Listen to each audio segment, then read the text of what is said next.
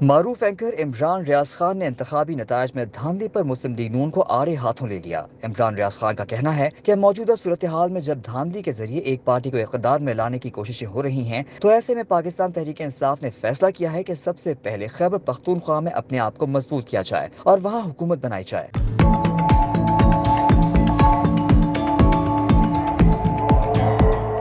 وفاق کی بات کرتے ہوئے عمران ریاض کا کہنا تھا کہ انتخابی نتائج میں ہیر پھیر کے معاملات عدالتوں میں ہیں اور اب عدالتوں پر منحصر ہے کہ پاکستان مسلم لیگ نون کی حکومت بنتی ہے یا پاکستان تحریک انصاف کی۔ عمران ریاض کا کہنا ہے کہ فیصلہ اس وقت تک نہیں ہو سکتا جب تک عدالتیں ان نشستوں کے اوپر فیصلہ نہ کر دیں جن کے بارے میں پاکستان تحریک انصاف کا کہنا ہے کہ وہاں پی ٹی آئی کے امیدوار جیتے ہیں، اور آزاد میڈیا بھی یہی بات کر رہا ہے کہ وہاں بہت دھاندلی کی گئی ہے۔ جو سیٹیں پاکستان تحریک انصاف جیت رہی تھی وہ ان سے چھینی گئی ہیں۔ خاص طور پر راولپنڈی ڈویژن میں تو بہت بڑی تباہی پھیلی گئی ہے۔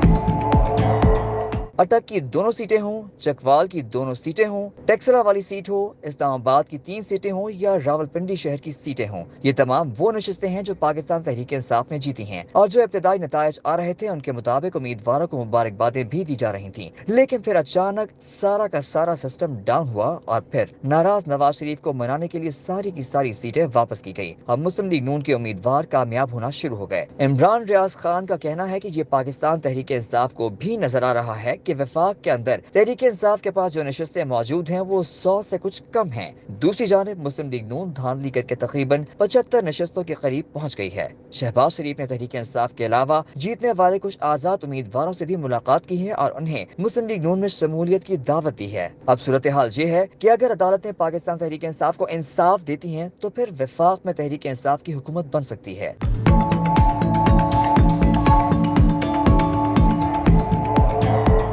عمران ریاض خان کا کہنا ہے کہ پنجاب میں بھی صورتحال ایسی ہی ہے۔ پاکستان تحریک انصاف کا کہنا ہے کہ پنجاب میں ان کی نشستیں 200 سے بھی زائد تھیں اور وہ 2/3 اکثریت کے ساتھ جیت رہے تھے، لیکن دھاندلی سے مسلم لیگ نون کے امیدواروں کو کامیاب کرایا گیا۔ یہ معاملات بھی عدالتوں میں جا رہے ہیں اور عدالتیں ان معاملات کو سن رہی ہیں۔ عمران ریاض کا کہنا ہے کہ تحریک انصاف کے رہنما علی محمد خان کا کردار اس ساری صورتحال میں بہت اہم ہے، کیونکہ ان کی خوبی ہے کہ وہ پارٹی کے تمام جیتنے والے امیدواروں کو اکٹھا رکھنے کی صلاحیت رکھتے ہیں۔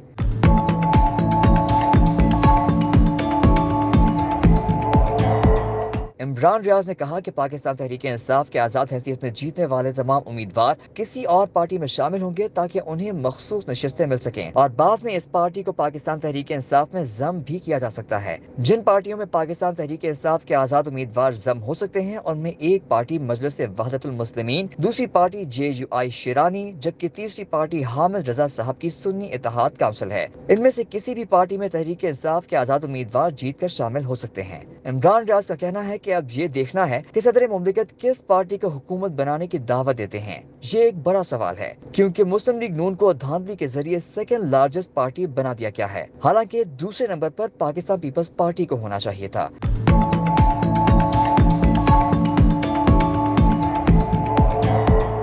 عمران ریاض نے جہانگیر ترین کے حوالے سے بھی گفتگو کرتے ہوئے کہا کہ کچھ لوگ کہہ رہے تھے جہانگیر ترین چاہے اپنی دونوں نشستیں ہار چکے ہیں لیکن انہیں ایڈجسٹ کیا جائے گا اور آنے والی حکومت میں جہانگیر ترین کا حصہ ہوگا اور وہ اس حکومت میں بھی کام کریں گے، لیکن جہانگیر ترین نے شکست کے بعد سیاست ہی چھوڑ دی۔ عمران ریاض خان نے جہانگیر ترین کو آڑے ہاتھوں لیتے ہوئے کہا کہ یہ وہ شخص تھا جو یہ کلیم کرتا تھا کہ اس نے عمران خان کو وزیر اعظم بنوایا، لیکن بڑے دعوے کرنے والا آج اپنی دونوں نشستیں ہار گیا۔